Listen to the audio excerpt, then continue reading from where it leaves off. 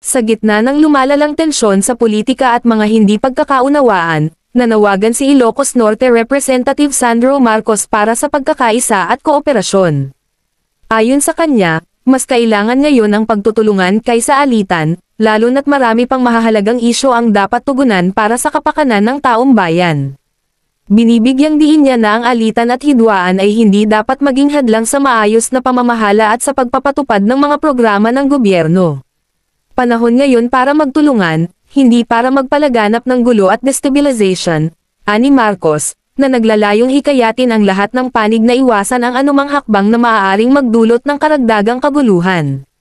Binanggit din niya na ang pagkakaisa ay mahalaga hindi lamang sa politika kundi maging sa mga personal na relasyon at sa loob ng pamilya, na kadalasang naaapektuhan ng pampulitikang hidwaan.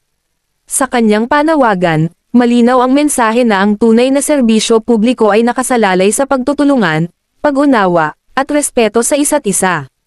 Sa halip na magpalalo ng sigalot, hinihikayat niya ang bawat isa na ilagay ang kapakanan ng nakararami sa ibabaw ng pansariling interes.